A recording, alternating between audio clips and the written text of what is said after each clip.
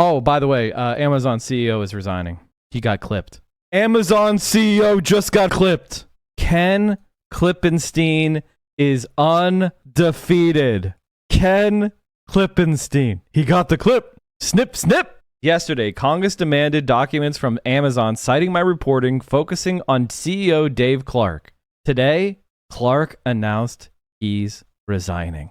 I've had an incredible time at Amazon, but it's time for me to build again. It's what drives me. To all I've had the honor of working with, thank you for making it so much fun to come to work every day for 23 years to invent cool, amazing things for customers. 23 years ago, I took what felt like a big personal bet when I joined Amazon out of grad school. We were a small company with only 6 fulfillment centers that year, but growing fast. I was drawn to the opportunity at Amazon because of the people I met when I came to Seattle. Let's fucking go! Hey man, are you sure it wasn't Ken Clip? Man, imagine being the CEO of Amazon and getting ratioed. This is incredible how little impact these people have in actual culture. Their natural power is so low. No one cares what this guy says except for this huge structure that's built up and enforced around him. My God. Get fucking go. What was the reporting about? We read it on stream before. Sorry, we've covered this on stream before. New Amazon worker chat app would ban words like union, restrooms, pay raise, and plantation. Also, grievance, slave labor, this is dumb, living wage, diversity, vaccine, and others. Amazon will block and flag employee posts on a planned internal messaging app that contain keywords pertaining to labor unions, according to internal company documents reviewed by The Intercept. An automatic word monitor would also block a variety of terms that could represent potential critiques of Amazon's working conditions like slave labor, prison, plantation, as well as restrooms. Presumably related reports of Amazon's employees relieving themselves in bottles to meet punishing quotas. Don't call us a plantation. How dare you? How dare you? Even conventional buses are a huge improvement. No, just make an electric fucking bus. How realistic is switching to renewable energy? I feel like we won't have anything until some doomsday situation happens. It's already profitable to do renewable energy. We just need the transmission. We just have to invest in it. It's comically easy to do this. For example, Norway has already done it. Norway has already done it.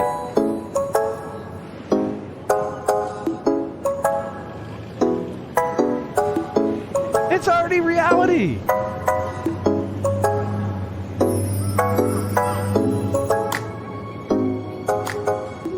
Well, hello friends, and welcome to the beautiful, beautiful city of Oslo. We've been here for all of 2 hours now, and here's why we're here. E-Golf, Leaf, i3, Model 3, Leaf, E-Golf. Oslo, Norway in general, is the EV capital of the world. In January of 2022, Norway produces 100% of their the electrical energy by renewable sources. And I think it's 93% of cars sold this year have been electric cars. Full electric, not hybrid. It's already over.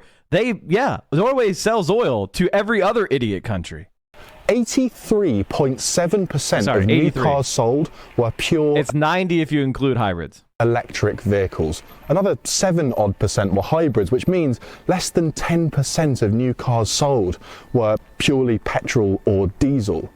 We're here to figure out why Norway is so far ahead of the rest of the world in terms of EV uptake. What is this country doing so right? What can the rest of the world learn from what's being done here? And what do the 80s synth pop band a-ha have to do with it all? This is how Norway killed the petrol car. And this is fully charged. How do you think they did it, chat? How do you think they did it? Go ahead and put some guesses in. How did Norway basically kill petrol cars in the year 2022? Go ahead and guess. It's time. Fully Charged Live Europe, the world's #1 electric vehicle and clean energy show, sponsored by Mobility Service, arrives at the Rai in Amsterdam on the 20th, 21st and 22nd of May. Yeah, we already missed it. Get your tickets today.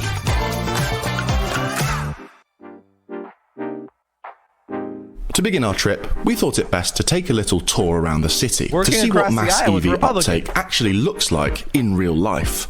And what better way to get around Oslo than in a Norwegian-made electric thing? Don't get hit by a tram and don't get hit by a tram. Well, Welcome to the pride of Norway. This is the Paxter. It's a last mile urban delivery vehicle designed and manufactured right here in Norway. There's about 3,000 of these things on the road globally. Most of them are here, where the Norwegian Postal Service relies heavily on them. But there's about 500 their post of them office in New uses Zealand. electric vehicles already? Huh. And they're currently doing a trial in Britain with our very own Royal Mail. It's got about 60 miles of range, give or take, depending on which one So, somebody asked me if there's enough lithium on Earth. Okay. Okay. Seems that lithium is the third most common element in the universe. I don't know. I'm going to go ahead and say, yeah, there's enough lithium.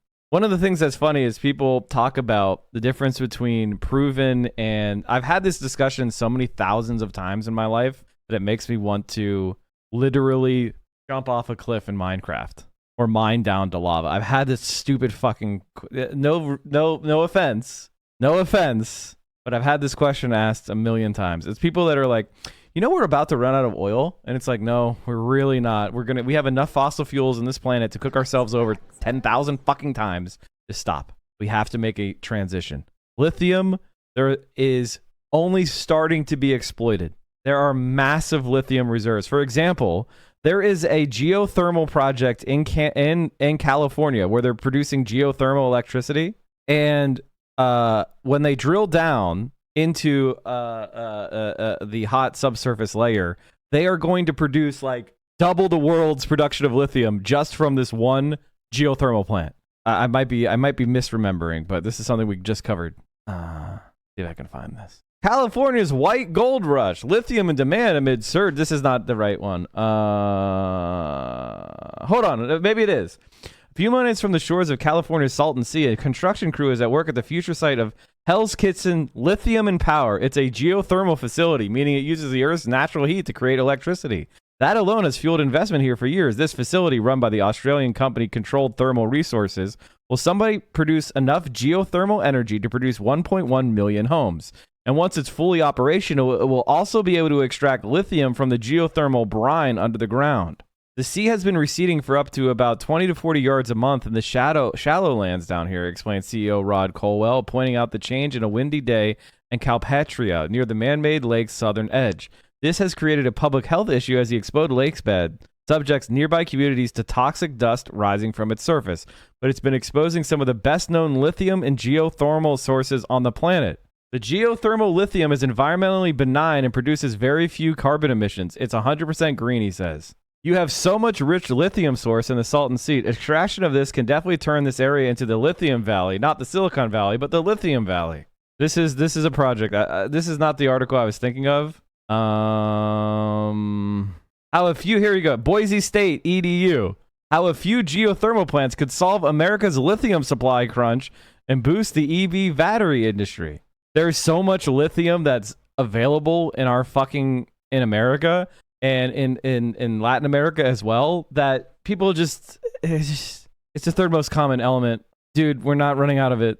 Please stop. It's the 33 most common element on Earth. That's extremely common. I don't know what to tell you. Norway is literally 3% of the size of the US and they have 70 times less people. Yeah, and?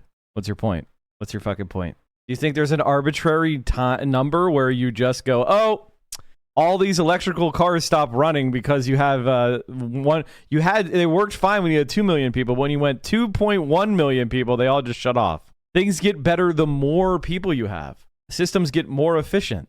So yes, the lithium question is a concern troll from oil companies that want you to keep buying oil. That's it. And if you drive one of these around all day long, delivering post, the energy consumed will equate to roughly what a van would get from 0.7 litres of diesel. And it's got heated handlebars, delivering very own Royal Mail. It's got about 60 miles of range, give or take, depending on which one you go for. And if you drive one of these around all day long, delivering post, the energy consumed will equate to roughly what a van would get from 0.7 litres of diesel. And it's got heated handlebars. My tour guide for the day was Christina Boo. She's the Secretary General of Norway's EV Association, a tireless advocate for electric cars, and an absolute legend. And to kick things off, she took me to have a look at the car that started it all. So Christina, what is this cute little thing? This is a Buddy. I think Buddy and also the car Think both have a lot of the honor for the EV success that we now have in Norway, because they were both produced in Norway, manufactured in Norway, and part of the reason why the politicians started with incentives and tax exemptions. So this was one of the first cars that you could buy, and then you got to drive in bus lanes, you didn't have to pay tolls on the roads. Exactly, a lot of people bought this one and Think and drove in the bus lane into Oslo, and they didn't have to pay tolls and so on, so they were quite popular. And they're still around. The speedometer goes up to 100 kilometers an hour. Yeah. Optimistic, right?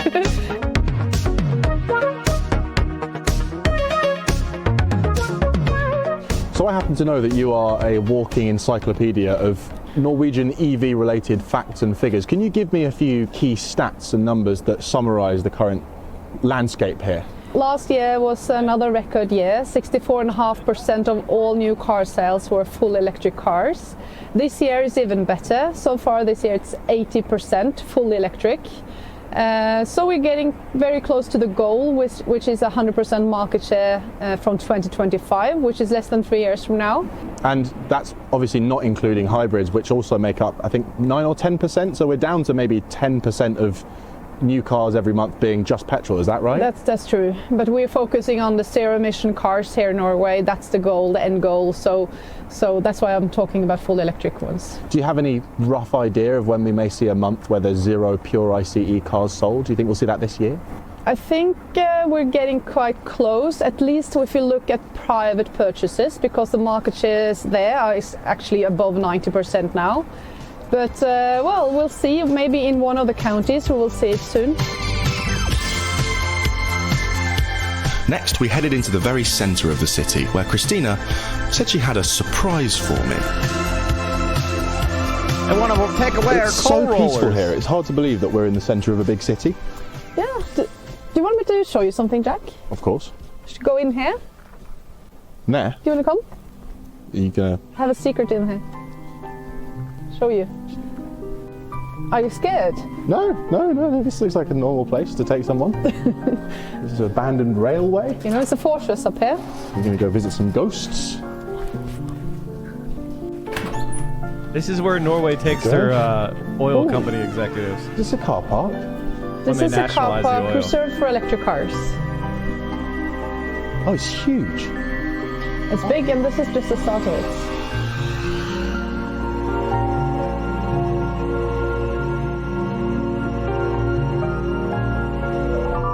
Well, I think this is just about the most Norwegian thing I've seen all day so far. This is an EV-only parking garage, and every spot has its own charger. Yeah, so this is reserved for full electric cars only, and it's very central, so a lot of people that drive into Oslo in the morning can park and charge here during the day and go back home after.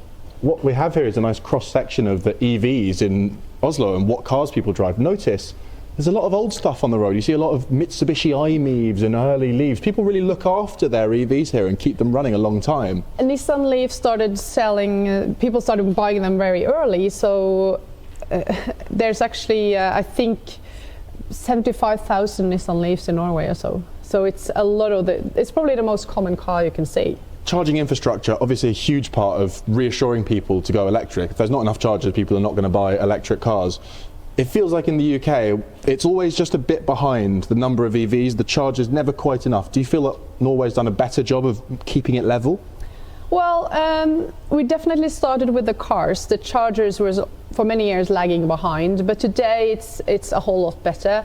Normal chargers like this, it's supported here in Oslo for example, apartment buildings get some support to put them up. There's Now, one of the things that people will see is they'll go, wow, this is expensive. This is what a wealthy country can do. When you invest, the richest country in the world can build parking garages with plugs in them. This is not a engineering problem. You're used to some sort of rotten austerity because all that money is being stolen from you by rich people who don't pay their taxes. And they live in some sort of gated community you never see, some private clubs you never get to. The amount of wealth in the United States, Norway is probably one of the few countries in the world where you can get a sense of what the U.S. could do if we had the political will. People are saying, oh, Norway is a small country. America's the richest country in the world, the largest economy. We are the #1 oil producing country in the world. We have some of the best sources of lithium. The United States is an incredibly rich country with a highly developed and educated workforce, great university systems, top engineers, largest corporations. We can build electric fucking cars. We can mandate this. None of this is difficult. It's not. And if you're thinking it is, it's because you've been brainwashed into some sort of pathetic, nothing can ever get better, nothing can change, we can never do anything. Go and look at history. 180 years ago, people were like, we need to build a railway to connect the coasts through totally basically unexplored land, where if you tried to cross it in a wagon, you had a 25% chance to die doing that. And they had shit technology, yet they managed to string telegraph line and railways all over the country. They built the New York subway 125 fucking years ago. We have the technology to build a couple parking garages that have chargers in them. My God, dude. Not that much need for sort of public normal chargers like this as people charge at home mostly. So the big focus now is on fast charging, obviously. Now, Christina said something very, very important. Mike, this is a small country. Look at this gigantic, dense city. This doesn't count. See, it's a special city where magic rules of physics apply only in this magic, dense city. Everywhere else doesn't apply. See, we can't replicate the same thing this entire city does in our cities because we have a mega city of 330 million people. That's just too big. Just then about home charging, and if you weren't paying close attention, you may just have missed it. So here's an idiot on a rooftop to explain. I'm glad I understand. Thank you. Now, Oslo's public charging network is very, very good. In fact, over the last 10 years, as the number of EVs on the road has been skyrocketing, the number of EVs per fast charger has been steadily going down. Proof that the city is building these chargers preemptively instead of reactively, as most cities should, as very few cities are. And that's very good, but of course, as we know, the most important charger is the one you have at home. That's where you want to be doing 95% of your charging if you are lucky enough to have your own driveway or parking spot. And that's potentially tricky in Oslo because many, many people in this city live in high-rise apartment buildings with private underground car parks. And as just about anyone who's ever rented can tell you, landlords not super well known for going above and beyond the absolute bare minimum required from them. I know people in London who have had landlords flat out refuse to let them fit chargers to their rented properties, even when they offer to cover the cost themselves. Happily, Oslo has a couple of policies in place designed to make sure that sort of thing doesn't happen. The first is called the Charging Ready Requirement, and it relates to any newly built car park, be it public or private. And it states that while you don't necessarily have to build all the chargers from the get-go, you must at the very least build the guideways and space required for EV infrastructure so that residents can easily retrofit chargers if they want them. This ties in nicely with the second policy, which is called the Right to Charge Law, which states that no resident can be denied the right to plug in their car or fit a charger if they want one. Nice. Oh, it's horrible. Right, that was a lot of serious, sensible infrastructure chat just then, so let's have some light relief now. It's time, ladies and gentlemen, for the scarcely believable, yet absolutely true, aha story.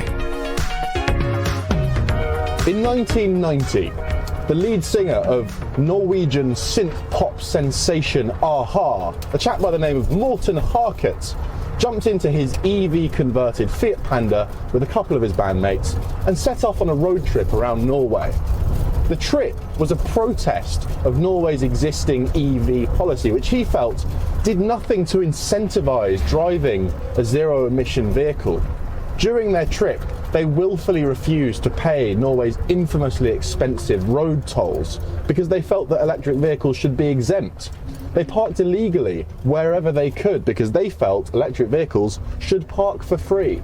And they ignored every single fine that came their way. After a while, the authorities caught up with them and confiscated the Panda and put it up for auction to pay off the fines. The thing is, no one really wanted to buy a crusty DIY converted Fiat Panda, so only one person showed up to the auction. Morten Harket. He bought the Panda back and the road trip resumed. And depending on who tells this story, that happened multiple times. They kept on taking his car away, he just bought it back and carried on. Eventually the authorities clocked on that he was taking the piss and didn't put the car up for auction. The road trip was over, but not before Morten's campaign had attracted national attention. The level of denial from Americans is staggering.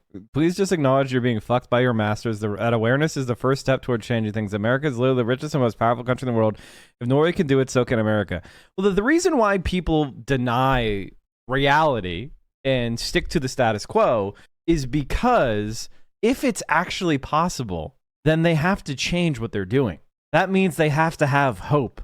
They have to not just be stupidly cynical and just sit there on their fat fucking ass. So they're going to push back. Well, we don't have enough lithium. Mike, the reason why we aren't making electric cars is because we just don't have enough lithium, see? No, that's not why. We have plenty of lithium. And building mines is not exactly the stop of our, it's not the end of our civilization. We've built them before. But Mike, there's going to be an impact on the environment. Is the impact from the environment from a few lithium mines connected to a geothermal plant equivalent to the billions of barrels of oil we pump out of the ground every year, the gigatons of coal we burn, the trillions of cubic feet of natural gas burned? Are you fucking nuts? Aren't you tired of being surrounded by fucking diesel fumes and dirty car exhaust? Wouldn't you like to be able to take a breath of fresh air, for fuck's sake? Later that year, Norway became the first country anywhere in the world to offer zero purchase tax on electric vehicles, and many more incentives followed shortly after. Free parking in various car parks, no road tolls. Now, many of these incentives have been rolled back slightly in subsequent years. EVs do now pay road tolls, but only up to 50%, and here in Oslo, it's even less than that. But they're all still in place. And it all started with that bloke from Aha. So they tax the shit out of petrol cars, and it turns out that people weren't they actually could manage to find themselves able to drive a shitty 90s electric car. Not something with 300 miles of range. That's the exact same amenities as a petrol car. Some shitty, and they made it happen, and they did it. And they used government policy. They penalized the petrol car, they incentivized the EV, and wow, before you fucking knew it, people stopped buying the petrol car.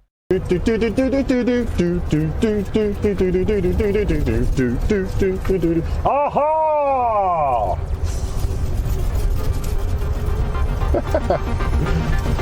Silly old job, this. Up next, it was time for a visit to City Hall for a chat about the government and their role in Norway's incredible EV uptake. But first, we popped our heads into Neo House, which is directly across the road from City Hall. Neo is part of a new wave of very impressive Chinese EV brands looking to capitalise on our Western OEMs' sluggishness in transitioning to electric and take over the European market. And unsurprisingly, they've all opted to start their European campaigns here, in Lecky-loving Norway. Another perk of being Europe's leaders in electrification, China is smart you again. get to play with the cool new toys before everyone else.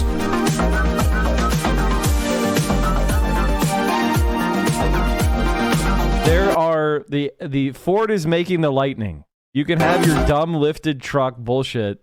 You know, you can still have a dumb truck. You can still have a dumb fucking truck. And it's 0 to 60 in 4 seconds. When the grid goes down, keep the house powered up. All the backup power you need to keep the house running from your truck for up to 3 days. In other words, when you plug in your Ford Lightning, it's actually a two-way plug. So if the power goes out, you have a battery backup in your car. This is fucking. This is great idea. What's wrong with this? Why the fuck wouldn't you do this? This is crazy that it's taking this long. Also, marketing to Texas because their electrical grid fails all the time. How about that? That truck will also be the best value sports EV. I think it's such a good product, they're not going to be able to keep it. I don't think you can even buy it. It's that hard to get now. The Nissan Sacra has the same battery backup feature. Yeah, this is a great idea. This is a great idea. The 14K EV. Yeah. Cheap EVs. Let's fucking go. I like your parliament. Yeah, this is our parliament. This is where the politicians decide everything. So, in a nutshell, how much of the credit do those guys get for the uptake of EVs in the city? Or is it just that everyone in Norway decided of their own to buy one? Well, of course, it's the politicians should get a lot of the credit. It's been a lot of pressure groups, we are one of them, that have been pushing for strong policies. But in the end, it's the politicians that have decided to have strong EV policies for many years. Unlike a lot of other countries that have had it doesn't for this city look like a shithole without fossil fuels spewing everywhere? Man, doesn't this suck? I bet you they're jealous of Philadelphia right now. I bet they're jealous of Philadelphia right now. They're like, taxes on the rich, fucking electric vehicles. You lost your freedom. Maybe. Norway has kept them since the early 1990s, where they started with tax exemptions. And not just tax exemptions, but also putting higher taxes on polluting cars. So it's not just about giving a nice big discount to people that want to buy electric cars. It's not really a discount at all, is it? It's a tax break. Simultaneously, that tax is being ramped up for ICE cars, just making them so expensive that it doesn't make sense to buy. Yeah, so the very high purchase taxes on a new car in Norway, and if it depends on the weight and the emissions of the car, how high the tax is. But a fully electric car are exempt the VAT purchase tax and as well the VAT, which is 25% in Norway. In addition to this, it's a lot of local incentives as well. Initially, there were free public parking. Passing the tolls was free. We have lots of toll roads in Norway, coming into Oslo, for example, but also on main highways, and access to ferries for free and so on. Today it's more of a rebate, so parking publicly or passing a toll is cheaper for a full electric car than other cars.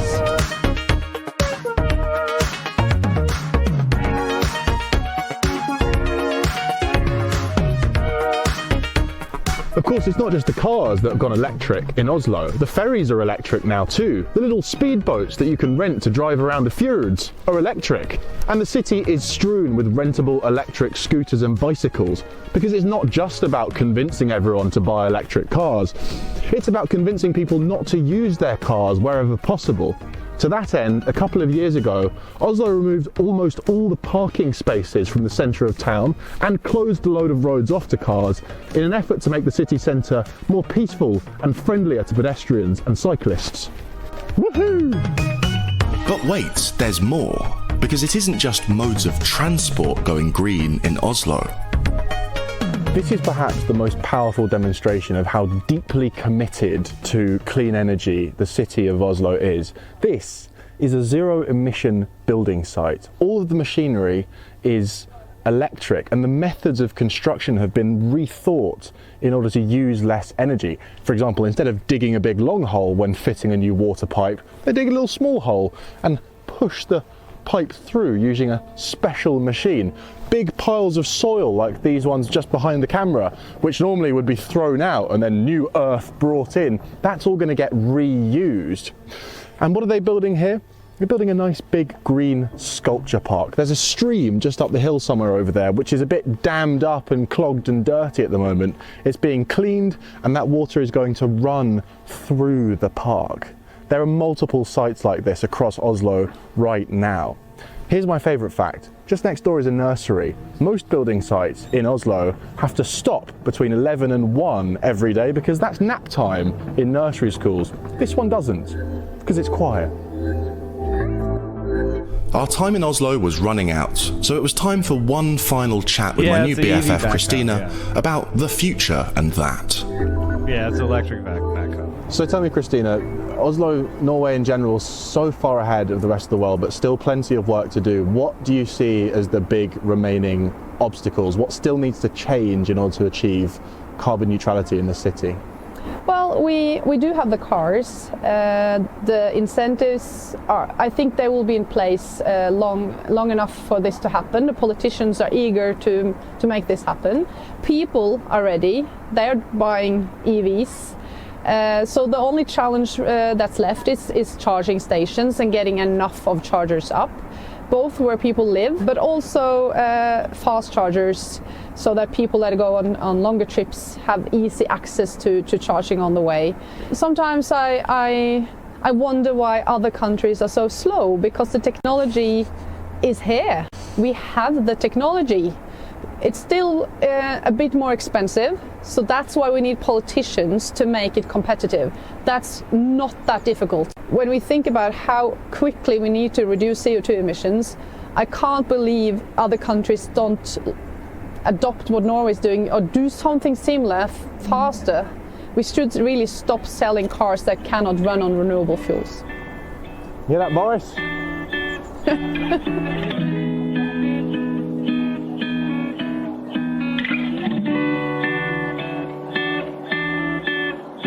Just like Mike says that it's easy problems. I mean, this is the most frustrating part about politics, for me at least, is it's actually not that most of the problems that we face right now are, we don't know how to fix them. We do.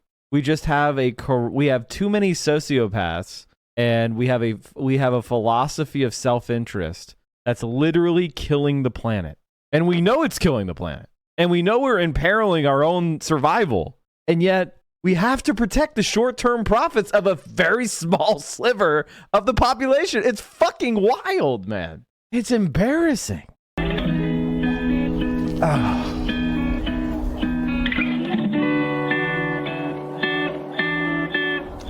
So, what do we conclude from all this? How has Norway been so successful in killing off sales of new petrol cars, and what can the rest of the world learn? Well, for me, it's all thanks to that bloke from Aha. No, not really. Although, the fact that he was protesting lack of EV incentives in the 90s, the fact that the first EV incentives came in the 90s, at least suggests that the average Norwegian person was paying attention to zero-emission vehicles much sooner than the rest of us. Maybe it's something to do with being surrounded by all this beautiful, untouched nature. Maybe it's something to do with Scandinavian collectivism that means that the average Norwegian person is a bit more alert to climate change than the average Brit, for example. Maybe. But there is a simpler and much more obvious reason why so many people are buying new electric cars here. It's because the government has made doing so the obvious choice. They've put chargers absolutely everywhere. They've ensured that even if you live in a tower block, you can still get a charge. And above all else, they have made buying a new electric car so much more financially viable than buying an equivalent petrol model that unless you're filthy rich, you barely have a choice. And here's the thing, no one is complaining. Because once you buy an EV, you realize that EVs are fantastic. And once lots of people buy EVs, you realize that all of a sudden your city feels cleaner, quieter, more peaceful. It's all about the policymakers. Only they can ensure we have enough chargers and that buying an EV is even a realistic option for most people. And in most parts of the world, nowhere near enough is being done. In the UK, so far this year, 17% of new cars sold are BEVs, 17%, and yet we're already rolling back our EV incentives like it's job done. Here at Fully Charged, we've spent a lot of time, myself included, bashing car brands for not doing their bit, for building too many expensive, over-the-top EVs and not enough small, cheap, simple ones. And that's true. But actually, Norway is proof that even with that being the case, mass EV adoption is achievable right now with proper legislation. Not 5 years from now, not 10 years from now, but today. So if you're watching this and you're wondering, what can I do to help accelerate the energy transition where I live? Write to your local politician, tell them to pull their finger out and vote for the party that are promising to make the right changes. Please make sure to like and subscribe. And if you have been, thank you for watching.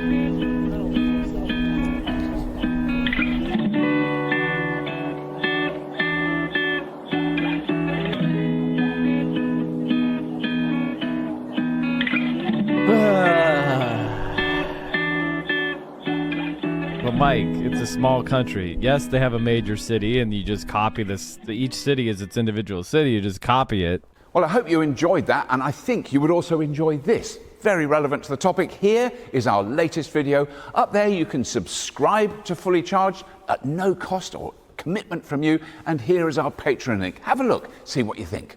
Just the nonsensical nature of our policy making is just embarrassing. It's just embarrassing, man. Hong Kong is a big city and they get a huge tax on personal. I mean, like, god damn, dude. You know, you look at the world today and there are so many things we can do. And it's so disheartening that we don't have leadership. I did a road trip in Norway in the summer of 2018 and the infrastructure made me want to cry about the US. The US used to have the best infrastructure. They used to have the best infrastructure. Just as Spider Mike says, Mike, I just got my first copy of Jackman. I'm glad to hear it. Are you watching the stream unsubbed? You're making income inequality worse. You are doing anti-praxis. We are the only Twitch stream that will not accept scam advertisers, and I will never fuck you over by selling you crap.